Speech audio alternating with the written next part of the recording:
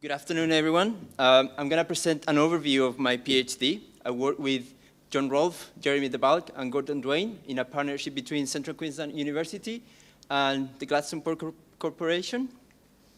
A little bit of context. Nature-based solutions are increasingly being promoted to solve societal issues. Closer? Including issues that occur in the Great Barrier Reef region.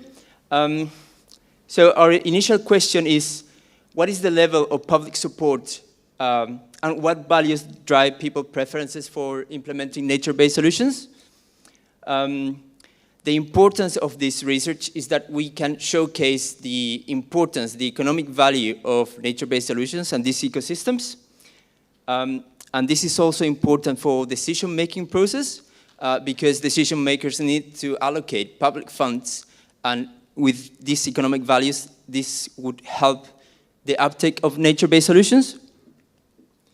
About the methodology, we use economic valuation, specifically stated preferences methodologies. We use online surveys where we embed economics experiments to understand people's preferences.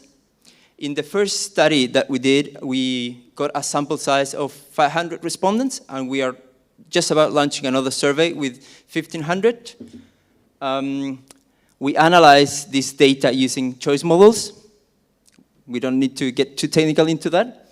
And in this first study, we tested Queensland households' preferences for 4 types of nature-based solutions: coral gardening, constructed wetlands, living shorelines, and seaweed filters.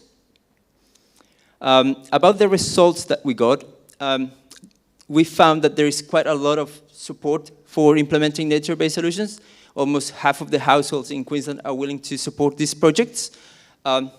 Roughly, in terms of dollar values, households are willing to pay $75 up to $100 per year to implement these projects. There is not much difference between the 4 project alternatives, but one interesting finding is that respondent preferences are quite strongly associated with relational values. Relational values are preferences or principles associated with relationships, and I will talk a little bit more about relational values in the next slide.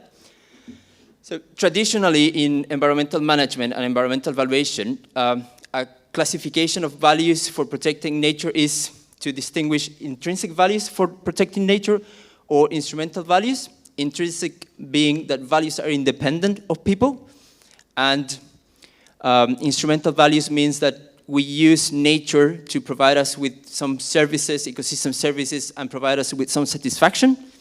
However, this dichotomic classification is a little bit problematic, and that's where relational values come to play a role. I was quite excited last night when at the Altered Tides, some of the panelists were talking about things like, I value the reef because of the connection that I established with corals, or taking care of the reef helps me to lead a good life. Those are examples of relational values. So, in terms of implication, there is a strong basis for implementing nature-based solutions in the Great Barrier Reef. The support of these nature-based solutions might be contingent on relational values. Relational values help to bridge this dichotomy between intrinsic and instrumental values for protecting nature.